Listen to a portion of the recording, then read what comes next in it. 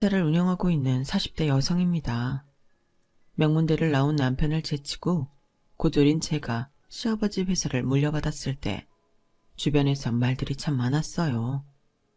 특히 저희 시어머니는 눈까지 까디집고 막말을 퍼부어대셨죠. 아무도 제가 지금의 이 자리까지 오르리라고는 생각하지 않았기에 충격은 컸을 거예요. 제 자신조차도 이런 결말을 기대하지는 않았으니까요. 저는 고등학생 때까지도 제 진로에 대한 확신이 없었어요. 공부에 두각을 나타내지도 않았고 그렇다고 실업계 쪽으로도 소질이 있었던 게 아니었거든요.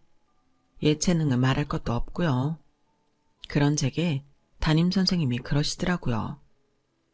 서울에 있는 전문대나 하다못해 이름 없는 지방대로도 나와야 네가 사회에서 사랑굿이라고 살 수 있어. 너 이러고 고등학교 졸업하면 뭐 해먹고 살 거니? 평생 편의점 알바나 하고 빌빌대면 살 거야? 그러니까 선생님 말 들어. 어떻게든 2학기까지 성적 좀 끌어올려서 대학 문턱이라도 가보자고. 담임선생님은 모든 게 저를 위한 거라며 대학 진학을 강요하셨지만 저는 그런 담임선생님이 이해가 안 갔어요. 저는 대학이야말로 정말 공부할 사람만 가야 하는 곳이라고 생각했거든요. 공부할 생각도 없고 전공하고픈 과목도 없는데 왜 돈이랑 시간을 들여가며 그 고생을 해야 하나 싶었죠. 그래서 담임선생님의 반강요에도 불구하고 대입 진학을 하지 않았어요. 제 고집 때문에 애꿎은 저희 부모님은 툭하면 걸려오는 담임선생님 전화에 시달림을 당하셨지만 그래도 제 뜻을 믿고 따라주셨어요. 제가 당시 부모님의 나이가 되고 보니 그게 부모님으로선 얼마나 큰 결심이었는지 알겠더라고요. 나부터라도 내 자식이 남보다 뒤처지는 길을 선택한다면 끝까지 자식 뜻을 따라주긴 힘들 것 같거든요. 고등학교를 졸업하기 전부터 저는 여러 가지 아르바이트를 했어요. 내가 정말 하고 싶은 게 뭔지 알려면 일단 뭐든 해봐야 할 것 같았거든요. 그래서 무슨 일이든 제게 맡겨진 일은 최선을 다해서 했어요. 우유 배달을 할 때도 어떻게 하면 배달 시간을 최소화해서 빠르고 정확하게 배달할 수 있을지를 고민했고, 갈비집에서 서빙을 할 때도 어떻게 하면 고기를 태우지 않고 결을 살려 맛있게 구워낼 수 있을지 고민했어요. 편의점 아르바이트나 빵가게 포장 알바, 그 밖에 전단지 알바를 할 때도 마찬가지였죠. 그러다 본격적으로 새로운 일을 시작하게 되었는데 그 시작은 이랬어요. 그날도 여느 때처럼 편의점 오전 아르바이트를 마치고 저녁 시간대에 고깃집 알바를 하고 있었는데 모델처럼 멋진 여자 서너씨 가게로 들어오더라고요. 다들 키도 크고 얼굴도 예뻐서 주변 테이블에 앉아있던 남자 손님들의 시선을 한눈에 사로잡고 있었죠. 마침 그 테이블을 담당한 게 저라서 고기를 들고 테이블로 갔어요. 고기를 구우면서도 귀는 손님들의 대화에 열어둔 채 말이죠. 들어보니 이분들은 모델이 아니라 행사 도우미더라고요. 기업이나 학교, 관공서 등에서 행사를 할 때 단상에 함께 올라 상장이나 꽃다발도 건네고 때에 따라서는 마이크를 잡고 식순에 따라 행사 진행까지 하는 일이었어요. 그래서인지 다들 자세도 바르고 목소리 톤이나 헤어와 손톱 정리까지 깔끔하고 가지런하더군요. 한창 그분들 얘기를 귀동냥을 하며 고기를 굽고 있는데 그중 한 분이 그러시는 거예요. 키가 어떻게 돼요? 꽤 커 보이는데? 170이요. 그건 왜 물으세요? 아, 다름이 아니라 내가 이런 일을 하는 사람이에요. 그분은 제게 명함을 건네곤 말을 이어갔어요. 키도 크고 외모도 수려하신데 우리랑 같이 일해볼 생각 없어요? 지금 하는 일보다 보수도 세고 근무 조건도 좋거든요. 그날은 일단 명함만 받아뒀는데 이상하게 자꾸 미련이 남더라고요. 그래서 전화를 걸어봤죠. 그랬더니 사무실로 나와보라고 하더라고요. 그래서 깔끔하게 차려입고 사무실로 찾아갔더니 제가 마음에 들었는지 바로 일을 해보자고 했어요. 그리고는 사무실에서 간단한 업무 교육을 받고 바로 현장에 투입되었죠. 처음 투입된 곳은 시상식장이었어요. 소규모 행사였기 때문에 딱히 어려울 건 없었지만 아무래도 경험이 없다 보니 떨리긴 엄청 떨리더라고요. 다행히 경험이 많은 선배님이랑 2인 1조로 움직인 거라서 실수 없이 진행할 수 있었어요. 그렇게 시작한 일은 전시회, 박람회, 시상식 등 여러 행사로 이어졌고, 그러다 시간이 지나면서 저는 의전 도우미로 주로 파견이 되었어요. 딱히 분야가 정해진 거는 아니었지만 일을 하다 보니 자연스레 분야가 나눠지게 되더라고요. 행사가 많은 달은 평일 주말 할 거 없이 전국을 다니며 일을 했고, 덕분에 수입도 어지간한 간부들 월급만큼 벌기도 했죠. 물론 행사가 적은 달에는 그만큼 수입도 적었지만요. 그래도 연봉을 따져보면 대기업 부장급 정도는 됐으니 많이 벌기 많이 버는 폭이었어요. 이 일을 시작한 지 7년차 정도 되었을 때인데, 그날은 예약됐던 행사가 날씨 때문에 취소가 되는 바람에 동료들과 함께 술자리를 갖게 되었어요. 다음날 스케줄을 잡힌 사람들도 있어서 간단하게 사무실 근처 바에서 칵테일을 마시기로 했죠. 그런데 거기서 헌팅이 들어온 거예요. 상대 남자분들은 근처 회사에 다니는 직장인들로 이름만 대면 알만한 대기업 직원들이더라고요. 저희들한테도 무슨 일을 하냐고 물었는데 길게 대화할 일 없을 것 같아서 그냥 회사원이라고 둘러댔죠. 그리곤 간단하게 칵테일 한 잔을 마시곤 먼저 자리에서 일어났어요.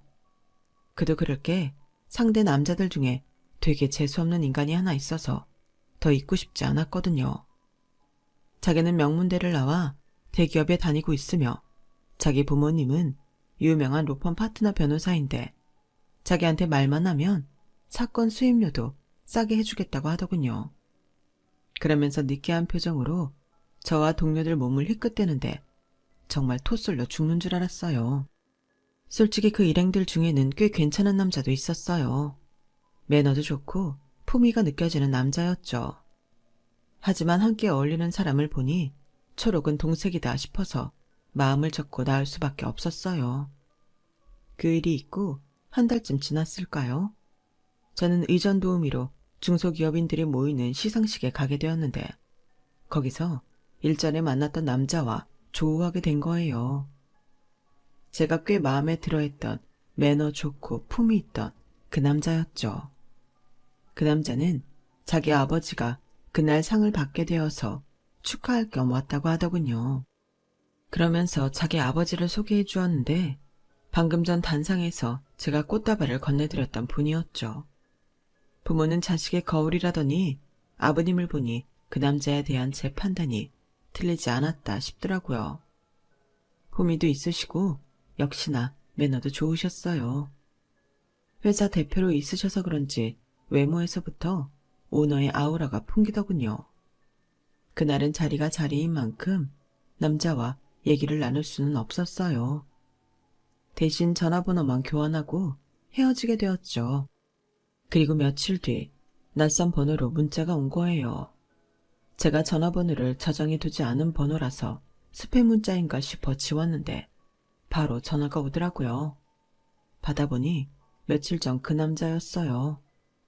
주말에 시간 되면 같이 영화를 보자고 하더군요.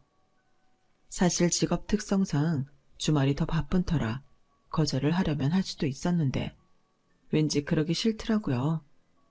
이번 기회를 놓치면 왠지 후회하게 될 것 같아서 만나기로 했죠. 그리고 만난 지 10분 만에 오늘 이 자리에 나오길 참 잘했다는 생각을 했어요. 단둘이 만나보니 정말 괜찮은 남자였거든요. 생각도 바르고 능력도 있고 무엇보다 타인을 무시 않는 행동과 화법이 인상적이더라고요. 그날 함께 바에 왔던 사람들은 입사 동기들인데 가끔 동기들이 뭉칠 때 자리를 함께 하기는 하지만 평소 그리 친하게 지내는 편은 아닌 것 같았어요. 그날 동기 중 한 사람에 대한 인상이 안 좋아서 오늘 이 자리에 나오는 걸 망설였다고 하자 왠지 그럴 것 같았다고 하더군요. 그날 바에서 저한테 애프터 신청을 하고 싶었는데 그 자리에서 제 표정이 워낙 안 좋아서 포기했다고 하더라고요. 그런데 아버지 덕분에 다시 만나게 돼서 이건 인연이다 싶었어요. 민정씨, 이것도 인연이라면 인연인데 우리 진지하게 만나볼래요? 그렇게 시작된 만남은 2년 넘게 이어졌고 제가 30이 되던 해 결혼을 하게 되었어요. 인사를 드리러 처음 예비시댁에 찾아갔을 때 아버님은 일전에 저에 대해 좋은 인상이 남아있었는지 반겨주셨어요. 하지만 어머님은 애매한 표정이었죠. 그러다 제 학벌과 직업 이야기가 나오자 상황이 좀 달라졌어요. 대학 진학을 않고 그동안 했던 일들과 어떤 자세로 일에 임했는지에 대해 시부모님 앞에서 장황하게 말씀드리는데 진지한 표정으로 고개까지 끄덕이며 들어주시는 아버님과 달리 어머님은 대놓고 인상을 팍 쓰시더라고요. 그리고는 혼잣말처럼 그러시는 거예요. 생긴 건 그렇게 안 생겨가지고는 고졸이 뭐야? 어머님의 말씀에 순간 움찔했어요. 사실 제 입으로 이런 말을 하긴 뭐하지만 제 외모 때문에 평소 오해를 좀 사긴 하거든요. 외모만 봐서는 제가 명문대 출신으로 대기업에서 잔뼈가 굵은 사람처럼 보인다고 하더라고요. 큰 키에 바른 자세, 무엇보다 행동과 말투가 딱 부러지고 늘 당당해 보여서 그런가 봐요. 행사 도우미 일을 시작할 때부터 하도 그런 말을 들어와서 크게 신경을 안 썼는데 어머님 표정을 보니 이번에도 그런 오해가 있던 모양이었어요. 괜히 지은 죄도 없이 주눅이 들려던 그때 아버님이 물으시더라고요. 민정양은 왜 대학에 안 갔나요? 그 질문에 저는 순간 멍해졌어요. 대개 이런 경우 너 공부 못해서 대학도 못 갔구나 라고 말하기 마련인데 왜 안 갔냐고 물으시는 어른은 처음이었거든요. 그래서 제가 대학을 포기했던 소신을 솔직히 말씀드렸죠. 그랬더니 그러시는 거예요. 그러면 공부하고 싶은 분야가 생기면 대학 진학을 할 생각입니까? 네, 그러고 싶습니다. 그러자 어머님이 뾰로통한 표정으로 그러시더라고요. 나이가 몇인데 대학은? 한창 머리 잘 들어갈 때도 못 들어간 대학을 그 나이에 무슨 수로 들어간다는 건지. 대학 못 나온 핑계도 여러 가지네. 어머님이 빈정대는 말에도 불구하고 아버님은 표정 변화 없이 제게 그러셨어요. 공부가 때가 어디 있겠어요. 배움이 필요하다면 죽을 때까지라도 배워야죠. 모르는 건 창피한 게 아니지만 모르면서도 배울 생각을 하는 건 창피한 일이니까요. 그땐 아버님의 그 말씀이 저한테 하시는 건 줄 알았는데 나중에 알고 보니 시어머니를 향한 말이었더라고요. 결혼해서 안 사실이지만 저희 시어머니는 중학교밖에 못 나온 분이었어요. 그래서 시어머니와 시누이들한테 엄청 멸시를 당하고 사셨더라고요. 어머님 말씀에 따르면 저희 시아버지도 어머님이 학벌을 들먹이며 꽤 무시하셨던 모양이었어요. 그런데 웃긴 건 입장이 바뀌고 나니 어머님도 당신 아들에 비해 학벌이 딸리는 저를 똑같이 구박을 하셨다는 거죠. 남들 다 대학 갈 때 넌 뭐했니? 나 떼어 먹고 사느라 바빠서 대학이 사치였다지만 니들 때는 대학 안 간 애들 찾는 게 더 힘들 정도 아니니? 자식은 엄마 머리 담는다는데 네가 날 애들이 걱정이다. 어머님, 사람 머리를 학벌로만 당정 지으시면 안 되죠. 학벌로 안 따지면 뭘로 따지란 말이냐? 머리가 좋아야 공부를 잘하는 건 당연지사 아니니? 하긴 고졸이 네가 뭘 알겠니? 어머님, 그렇게 따지면 우리 그이도 대학 문턱에도 못 갔어야 맞는 거 아닌가요? 어머님도 대학 못 나오셨잖아요. 넌 꼭 이러더라. 네 시아버지가 날 무시하니까 너까지 날 우습게 하는 거냐? 버르장머리 없는 것 같으니라고. 네가 이러니까 못 배운 티 난다고 하는 거야. 정말 요즘 말대로 할 말 하 아니었어요. 할 말은 많지만 하지 않겠다 이겁니다. 어머님이 학벌 가지고 저를 흉보시는 건 결국 당신 얼굴에도 침 맺는 격이란 걸 왜 모르실까요? 일 때문에 바쁘다는 사람을 굳이 당신 계모임까지 불러내서는 지인분들 앞에서 제 학벌을 운운하며 명문대 나온 아들이 아깝다는 말을 하셔야 직성이 풀리는 그 이유를 모르겠더라고요. 뭐 어머님이 저를 학벌로 망신 주셔서 그랬던 건 아니지만 결혼하고 1년쯤 지나 저는 대학에 입학하게 되었어요. 물론 그 계기가 됐던 건 어머님 탓이기는 했어요. 시고모님 환갑날 일이었거든요. 요즘은 환갑잔치는 거르는 게 추세라서 시고모님이 집안 식구들과 조촐히 저녁 함께 하자시며 연락을 하셨더라고요. 평소 시고모님에 대해 감정이 좋지 않은 시어머님은 몸이 아프다는 핑계로 참석을 안 하시겠다고 하더군요. 네가 내 대신 돈 봉투나 전해줘라. 돈 욕심이 많은 인간이라 괜히 선물이니 뭐니 해봐야 좋은 소리 못 듣는다. 한 50이면 될 거다. 그렇게 저는 시어머님이 주신 돈 봉투를 받아들고 약속 장소로 향했어요. 평일이라 남편은 회사에서 바로 오기로 한참이라서 저만 따로 룸으로 들어갔어요. 시어머님 가족들은 이미 도착해 있더라고요. 저희 아버님과 남편만 아직 도착을 못한 상태였고요. 그런데 시고모님이 그러시는 거예요. 네 시어머니는 또 아프다고 핑계대고 안 나오는 모양이구나. 어쩌면 그놈의 레퍼토리는 세월이 흘러도 안 변한다니? 어떻게 된 게 시댁 행사가 있을 때마다 아프대? 하여간 머리도 안 좋은 사람이 매번 그렇게 잔머리만 써대기는 배운 것도 없고 집안도 그 모양의 사람을 받아줬으면 노력하는 모습이라도 보여야 할 거 아니야. 지가 뭐라고 툭하면 집안 행사에 빠져. 성훈이만 가지지 않았으면 우리 집안에 발도 못 붙였을 인간이 배은망덕하기는. 아무리 사이가 돈독하지 않은 시어머니긴 해도 남이 욕하는 건 듣기 거북했어요. 저만 있는 자리도 아니고 시고모님 자식들과 며느리 손주들까지 있는 자리인데 말이죠. 그래서 조용히 말씀드렸어요. 고모님, 저희 어머님이 달갑지 않으신 건 알겠지만 며느리인 제가 있는 앞에서 그런 말씀하시는 건 많이 불편합니다. 어린 조카들도 있는데 나중에 따로 얘기하시죠. 그러자 시고모님이 저를 빤히 바라보시더라고요. 넌 속이 좋은 거니 아니면 속에 능구렁이가 들어 그런 거니? 너 시집 올 때 네 시어머니가 집안 사람들 모인 자리에서 널 뭐라고 소개했는지 아니? 몸으로 벌어먹고 사는 애라고 하더라. 우린 그래서 네가 유흥업소에 나가는 애인 줄 알았지 뭐냐.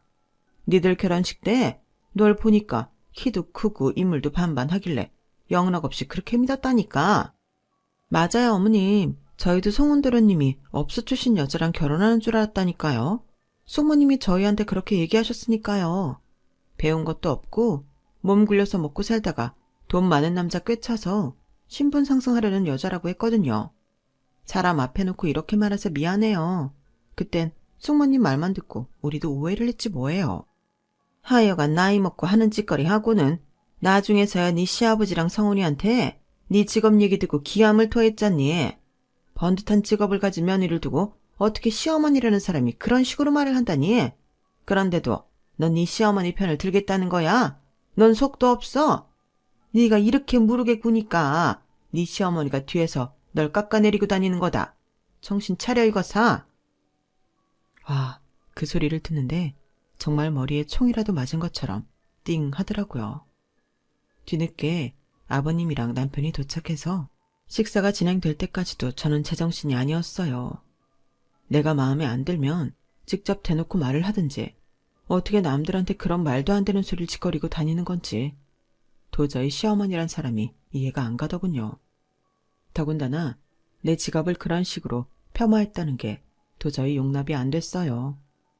그래서 나 스스로 내 가치를 올려야겠다는 생각을 하게 되었죠. 그래서 대학에 들어가기로 결심을 한 거예요. 하지만 이제 와서 수능을 다시 본다는 건 현실적으로 불가능하다는 생각이 들었어요. 그러기에는 시간도 아까웠고요. 그래서 선택하게 된 게 바로 방통대였죠. 의전 진행을 하다 보니 경영인들을 종종 만나게 되는데 그중 정말 닮고 싶은 분들이 꽤 있더라고요.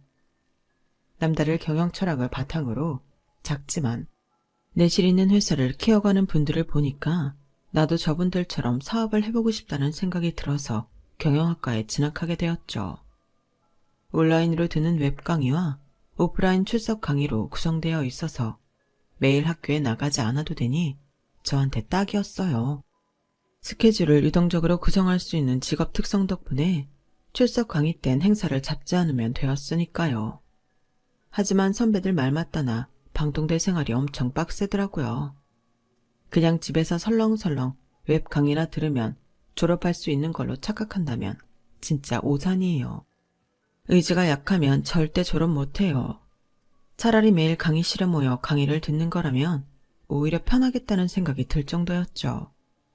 그래도 제가 관심 있어 하는 분야 강의라서 끝까지 버틸 수 있었어요. 집안 살림하랴, 일하랴, 거기다 방통대 공부까지. 거기다 막 공부를 시작하고 얼마 안 돼서 임신까지 하는 바람에 눈물 짜며 힘들게 공부를 해야 했어요. 그럴 때마다 약해지는 제 마음을 다잡을 수 있었던 건 눈앞에 보이는 어머님이었어요. 어머님을 볼 때마다 속으로 다짐했거든요. 나는 절대로 저렇게 형편없는 사람은 되지 않겠다. 반면교사라고 하죠. 어머님을 닮지 않기 위해 저는 이를 악물고 공부를 했고 육아를 병행하면서도 4년 만에 학사학위를 따서 졸업을 할 수 있었어요. 그동안 옆에서 제가 어떻게 공부를 했는지 모두 지켜본 남편은 제 졸업장을 서재 책상 중앙에 펼쳐서 세워주었어요. 그리고 졸업식이 있던 그날 아버님은 꽃다발을 들고 제 졸업식장까지 와주셨죠. 저희 부모님이 진작 대학 공부를 못 시켜놔서 죄송하다고 하자 아버님은 오히려 손사래를 치셨어요.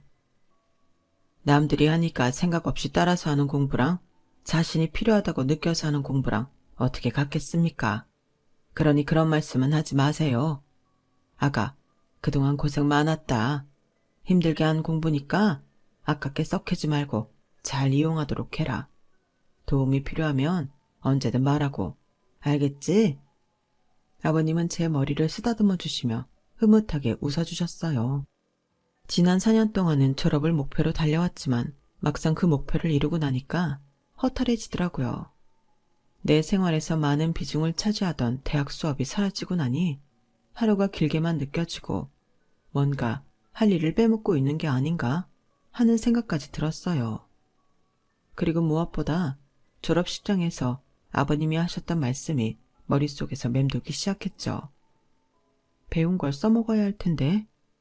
하지만 학위 한 장으로 뭘 어떻게 할 수 있을지 감이 안 잡히더라고요. 졸업장 땄다고 이 나이에 회사에 취직을 하기도 그렇고 말이죠. 더군다나 방통대 졸업장으로는 일반 대학을 나온 친구들을 이길 수도 없으니 더더욱 막막하더라고요. 그렇게 얼마간 고민을 하던 저는 새로운 목표를 만들게 되었어요. 기왕 시작한 거 끝을 보자 싶은 마음에 박사학위까지 도전해 보기로 한 거죠. 몸이 갈갈이 찢기는 것 같은 산통도 이겨내고 애도 낳은 난데 지난 4년간 그 어려운 순간도 버텨내고 4년 만에 학사학위도 딴 난데 뭔들 못하겠냐 싶더라고요. 그래서 일단 석사에 도전을 하기로 했어요. 쇳불도 당김에 빼랬다고 대학원에 입학원서를 냈는데 덜컥 합격을 한 거예요. 그런데 기쁨도 잠시.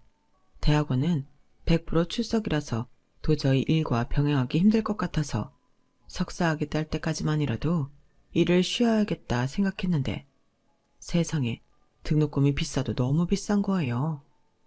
남편은 기왕 공부하기로 한 거 끝까지 해보라며 응원을 해줬지만 일도 쉬게 된 마당에 등록금에 차비에 식비, 도서 구입비까지 지출이 왕창 늘어서 겁이 나더라고요. 그래서 생각도 못해 아버님을 찾아갔어요. 아버님은 마치 기다렸다는 듯이 그러시더라고요. 그래, 결심을 한 모양이구나. 기왕 대학 졸업장도 따냈는데 어디든 써먹어 봐야겠지. 그래서 말씀인데요, 아버님. 저 대학원에 진학하고 싶어요. 실은 이미 대학원에 합격도 했어요. 그런데 아무래도 제 일과 병행하기가 쉽지 않겠더라고요. 그래서 일을 쉬려고 하는데 학비가 너무 비싸서 말이에요. 아버님께서 후원을 좀 해주시면 안 될까요? 솔직히 선뜻 그러마하지는 않으실 거라고 생각했지만 그래도 어쩌면 학비를 내주시지 않을까 하는 기대를 했던 것도 사실이에요. 그런데 아버님이 저를 빤히 바라보시더니 그러시는 거예요. 내가 네 시아버지이긴 하지만 나도 사업을 하는 사람인데 이문이 남지 않은 거리를 할 수야 있겠니? 나한테 학비 지원을 받고 싶다면 네가 나한테 뭘 줄 수 있는지도 제시하는 게 먼저가 아닐까 생각한다. 아가, 넌 나한테 뭘 해줄 수 있니? 생각해 본 적 없는 일이라 잠시 고민이 되었지만 그렇다고 순순히 물러날 수는 없어서 크게 질렀어요. 아버님께서 제가 박사학위를 딸 때까지 지원해 주신다면 나중에 아버님 회사를 제가 맡아드리겠습니다. 경영학 공부를 하면서 알게 된 건데 제가 사업에 꽤 소질이 있는 것 같더라고요. 물론 이론만으론 한계가 있을 거예요. 그래서 학기 중에 회사에 나와서 아버님 곁에서 일을 거들겠습니다. 그러니 아버님께서 제게 투자 좀 해주세요. 지금 생각해보면 말도 안 되는 거래였어요. 거래가 아니라 학비도 원조 받고 회사까지 내놓으라는 날강도 수준이었으니까요. 그런데 아버님은 그 말도 안 되는 거래 조건을 들으시고도 화도 안 내시고 곰곰이 생각에 잠기신 거예요. 그리고 그러자고 하시는 거 있죠. 덕분에 저는 대학원에 다니게 되었어요. 강의가 없는 시간엔 회사에 나와 아버님 옆에서 업무 지원을 하게 되었고요. 회사에 정식으로 고용된 건 아니라서 제 편의대로 출근과 퇴근을 할 수 있었죠. 옆에서 아버님이 일하시는 모습을 지켜보며 든 생각은 세상에 쉬운 일 하나 없다는 거였어요. 오너 자리에 있으면 결제 서류에 도장이나 팍팍 찍으면 그만일 줄 알았는데 그게 아니더라고요. 회사에서 가장 작은 일부터 가장 큰 일까지 모든 걸 알고 있어야 했어요. 내가 알아야 남들한테 일을 시킬 수 있는 거더라고요. 심지어 회사 내 청소 업무를 맡고 계시는 분들의 얼굴과 이름도 아버님은 다 기억하고 계시더라고요. 뿐만 아니라 그분들 집안 사정까지도 꿰고 계시는지 대학에 들어간 자녀를 둔 직원들한테는 등록금에 보태라며 금일봉도 따로 주시고 관절염으로 고생하는 직원한테는 관절염 보조제까지 구해서 건네시더라고요. 아버님이 사업을 하는 분이라서 이문을 남기는 계산에만 능하신 줄 알았는데 사람의 마음을 얻는 방법도 아는 분이셨어요. 오너의 일은 그게 다가 아니었어요. 중소기업 특성상 인지도 때문에 대기업한테 밀리는 일이 비일비재하다 보니 기술력을 확보하는 것도 무척 중요하더라고요. 그러기 위해서는 기술 개발에 투자를 하는 건 기본이고 개발자의 능력에 걸맞는 대우를 하는 것도 중요하더라고요. 때에 따라서는 판촉 쌓은 노릇도 해야 하는 게 중소기업 오너였어요. 한마디로 일당 백 노릇을 해야 하는 자리였죠. 아버님 옆에서 일을 배우며 대학원 수업을 들은 지 5년. 저는 드디어 박사 학위까지 따게 되었고 그 사이에 회사 일도 많이 배우게 되었어요. 석사를 마친 시점부터 아버님 회사에 정식으로 입사했거든요. 회사에서 지원해주는 덕분에 대학원 수업이 있을 때는 업무 시간도 조정할 수 있었죠. 일과 육아, 학업까지 욕심을 부려가며 해온 탓에 몸은 힘들었지만 그래도 지난 10년이 알차게 느껴졌어요. 내 인생에서 이렇게 치열하게 살아본 시절이 있나 싶을 정도로 꽉 찬 기간이었으니까요. 그런데 이런 제 노력을 딱 한 사람만큼은 절대 인정을 안 하더라고요. 제가 박사학위까지 받았음에도 어머님은 제 학위를 마치 언제든 돈 주고 살 수 있는 흔한 것처럼 치부하셨어요. 제가 시집 온 지 10년이나 됐는데 여전히 저를 못 배운 사람 취급하는 것도 모자라 남편과 시아버지까지 홀려서 멋대로 부리는 불려우 취급을 하시는 거예요. 그동안 제 일도 바쁘고 아이도 커가는데 자꾸 제가 시어머니와 부딪히는 모습을 보이는 게 교육상 안 좋을 것 같아서 참았는데 더는 안 되겠더라고요. 글쎄 저희 애한테까지 제 흉을 보더라니까요. 그래서 명절날 차례상을 치우고 어머님께 그랬죠. 어머님, 언제까지 제 뒤에서 흉을 보실 거예요? 이제 그만하실 때도 됐잖아요. 어머머, 얘 말하는 것 좀 봐. 내가 언제 네 흉을 봤다고 그래? 이게 지 시아버지가 오냐오냐 해주니까 눈에 뵈는 게 없나 보네? 제발 이러지 마세요. 어머님이 절 두고 뒤에서 뭐라고 하시는지 저한테 다 들리니까요. 오죽하면 어제도 시고모님이 전화를 하셨더라고요. 이젠 하다하다 저를 시아버지 홀려 재산 빼먹는 꽃뱀 취급까지 하신다면서요. 그뿐인가요? 저희 애가 수학 점수가 떨어졌다고 애한테 그러셨다면서요? 네 엄마가 머리도 나쁘고 못 배워서 네가 그걸 닮은 거라고요. 어떻게 애한테까지 그런 소리를 할 수가 있어요? 그게 뭐가 잘못됐다는 거냐? 원래가 애들 머리는 지 엄마를 닮는 거야. 네 자식이 널 닮아 성적이 안 좋은 건 네 탓이지 내 탓이 아니란 얘기야. 내 아들은 명문대까지 나와서 대기업에 들어갔으니 내 입장에선 그런 말 해도 되는 거 아니겠니? 난 꿀릴 거 없다. 그리고 네가 네 시아버지를 홀려서 재산 빼먹으려고 하는 것도 틀린 말은 아니잖니. 언감생심 네 주제에 네 시아버지 회사에 나가는 게 말이 되니? 어머님, 저 제 실력으로 아버님 회사에 들어간 거예요. 아버님 백으로 들어간 낙하산 아니라고요. 그러자 시어머니가 깔깔대며 웃으셨어요. 아이고 웃겨라. 이젠 하다하다 내 배꼽까지 빼놓으려고 하네. 얘 정신 차려. 대학이면 다 같은 대학인 줄 아니?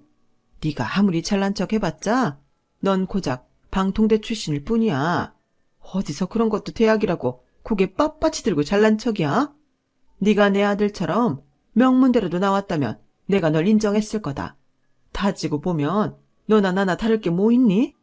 근데 왜 너만 뭐라도 되는 척 까부냔 말이야. 별것도 아닌 게 어디서 까불어? 그때였어요. 거실에 계시던 아버님이 벼락같이 소리치셨죠. 당신이 뭔데 내 며느리를 인정하고 말고 해? 그리고 어떻게 당신을 며느리랑 비교를 해? 애초에 급이 되기는 해?